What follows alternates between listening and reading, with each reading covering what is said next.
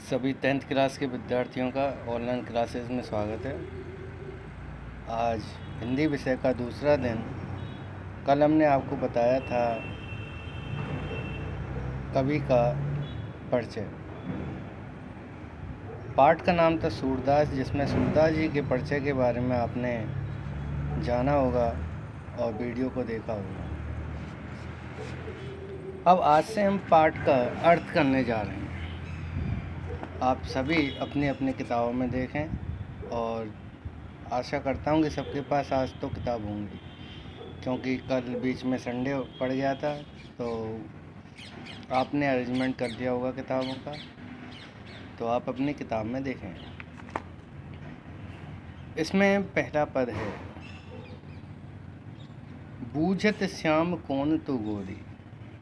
यहाँ पे देखिए, कल हमने बताया था कि पहले पद में रसिक शिरोमणि श्री कृष्ण भगवान राधा जी से उनका परिचय पूछते हैं और राधा जी उनके द्वारा कही हुई बातों का प्रत्युत्तर देती हैं और श्री कृष्ण उनको अपने साथ खेलने के लिए राजी करते हैं। श्री कृष्ण ब्रज के दूल्हे के समान थे। आगे भी पाठ में आएगा श्री कृष्ण ब्रज दूल्हे।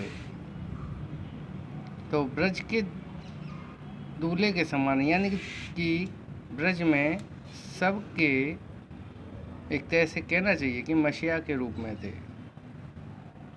उनका ये विष्णु अवतार हालांकि कोई नहीं जान पाया, परंतु श्री कृष्ण विष्णु के अवतार में अवतरित हुए थे। आप सभी को मालूम होगा।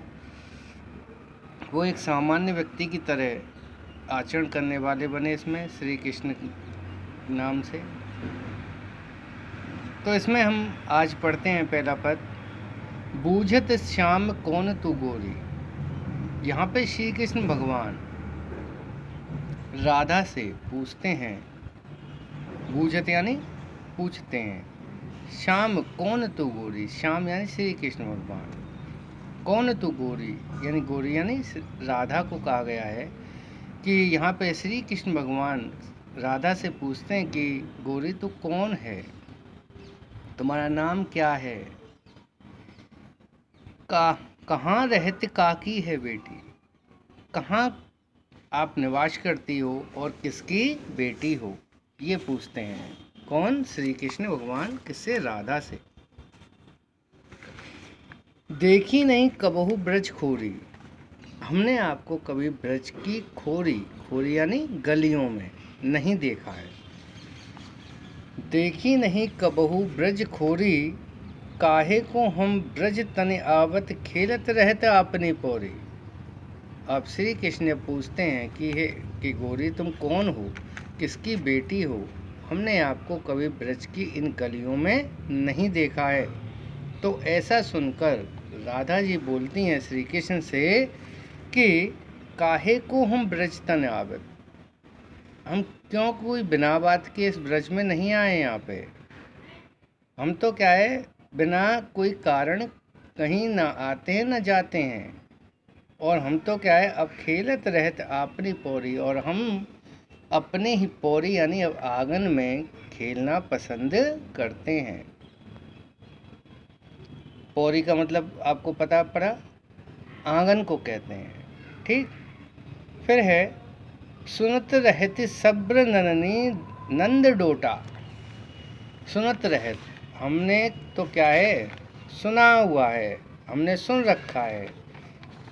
क्या सुन रखा है, सब्र नंदनी यानी कि अपने कानों से। सब्र नंदनी का मतलब हो गया कानों से। नंद डोटा, नंद यानी नंद बाबा को कहा गया है, डोटा यानी बेटे को। और कैसा बेटा, उद्दंड बेटा, कि हमने अपने कानों से नंद बाबा के उद्दंड बेटे के बारे में सुन रखा है। और उद्दंडता क्या थी श्री कृष्ण भगवान की, करत पिरत माखन दध चोरी, करत माखन की दही चोरी करता हुआ फिरता है और दही की चोरी करता हुआ घूमता है। यानी इस ब्रज में हमने अपने कानों से सुन रखा है कि नंद बाबा का उद्दंड बेटा जो कि दही और माखन की चोरी करता हुआ फिरता है, कहीं तुम वही तो नहीं। तुमरो कहा चोरी हम लेई। इतना सुनकर श्री कृष्ण भगवान कहते हैं कि तुम्हारो कहा चोरी हम लेई, हमने तुम्हारा क्या चुरा लिया है। खेलन चलो संग मिल जोरी। हम तो क्या है, आपको अपने साथ खेलने के लिए कह रहे हैं कि हमारे साथ मिलकर खेलने के लिए चलिए। जोरी यानी साथ में।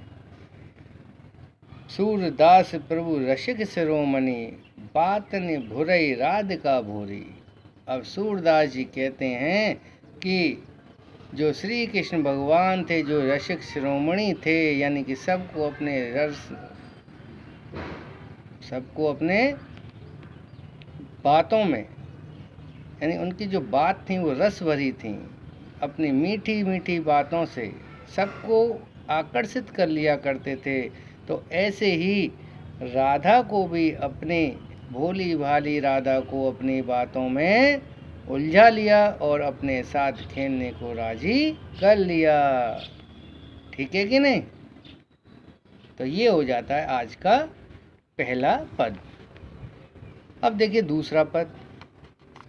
और दूसरा जो पद है, आप पर अपनी अपनी किताबों में क्या ध्यान पूर्वक देखें। किसी को अगर समझ में नहीं आता है तो मैंने पहले भी कहा था कि मेरे इस नंबर पे व्हाट्सएप करिए और उसका क्या है, मैं आपके लिए दोबारा से अर्थ बता दूंगा। और अपने साथीगणों को भी आप बता दें कि भाई ऑनलाइन क्लासेस से पढ़ाई चालू हो गई है। तो देखिए दूसरा है, इस दूसरे पद में जो सूरदास जी ने कहाँ से लिखा है, ये भ्रमर गीत सार से। और भ्रमर गीत सार किससे लिया गया है? सूर सागर से। तो सूर सागर के भ्रमर गीत सार से ये लिया गया है। ऐसे ही आपको पहले का प्रसंग है कि यहाँ पे ये पद सूर सागर, सूरदास जी के द्वारा रचित सूर सागर के भ्रमर गीत सार से लिया गया है। और इस दूसरे पद में गोपियाँ श्री कृष्ण के कपटपूर्ण व्यवहार का वर्णन कर रही हैं, ठीक, और उन पर व्यंग प्रहार कर रही हैं। तो इसमें दूसरा है, पढ़ते हैं अब। मधुकर श्याम हमारे चोर।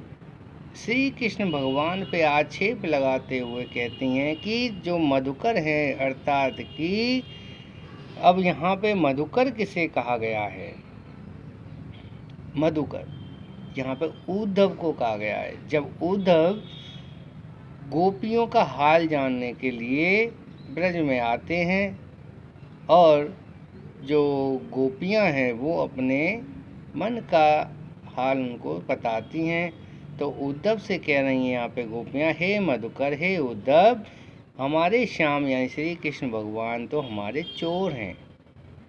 उनको चोर सिद्ध कर रही हैं। कैसे? कि मन हर लियो तनक चितवन में।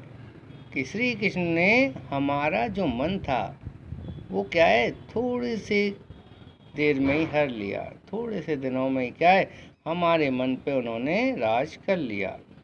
चपल नैन की को तिरछे नेत्रों से देखकर उन्होंने हमारे मन पे राज कर लिया। चपल नैन की कोर यानी कि चंचल नेत्रों से, नैन की कोर यानी तिरछे नेत्रों से। तो उन्होंने हमारे मन पे तिरछे नेत्रों से देख के और अधिकार कर लिया, हमारे मन को जीत लिया। पकड़े होते हृदय उरंतर। हमने अपने हृदय के अंदर उस मन को जकड़ रखा था, पकड़ रखा था प्रेम प्रीति के जोर, और किससे? प्रेम के बल से। अपने हृदय के अंदर हमने उस मन को पकड़ रखा था, बड़े जोरदारी से पकड़ रखा था कि कहीं पर ये मन विचलित ना हो। परंतु श्री कृष्ण भगवान ने तो उसको ही हर लिया, हमारे मन को। गए छड़ाए तोर सब बंधन। परंतु जब श्री कृष्ण भगवान मथुरा नगरी चले जाते हैं, वहाँ के राजा बनते हैं, तो सारे इन बंधनों को तोड़ के और चले गए और दे गए हंसने को, और एक मधुर मुस्कान हमारे लिए दे गए। चौकी परी जागत निस्बीती, और ये जो वर्णन है, ये एक गोपी है जो कि नींद में, स्वप्न में देख रही है। तो चौकी परी जागत निस्बीती, एकदम अचानक से चौंकना यानी अचानक से, जैसे ही रात बीती और वो जगी, तो दूत मिलो एक भोर, तो देखती है कि एक दूत मिलता है, और कौन सा भौरा एक जो होता है वो एक दूत मिलता है। पर सूरदास प्रभु सर्वस्व लूटो, और सूरदास जी कहते हैं कि गोपियाँ बताती हैं कि श्री कृष्ण भगवान ने तो हमारा सब कुछ लूट लिया है, हमारे हृदय को, हमारे मन को उन्होंने अपने वश में कर लिया है। नागल नवल किशोर, नागर का मतलब चतुर, नवल का मतलब रसिक, और किशोर का है श्री कृष्ण, यानी कि जो श्री कृष्ण हैं, जो रसिक हैं, चतुर हैं, चालाक हैं, उन्होंने हमारे मन को चुरा लिया है। ठीक है जी, ये है आपका दूसरा पद। तो आज इतना ही, आज 2 पदों का अर्थ कराया है। कल जो ये 2 पद और रह गए हैं उनका कल अर्थ कराएंगे, और आप इसको रिवाइज करें, और कोई समस्या हो तो आगे पूछें। ठीक है, धन्यवाद।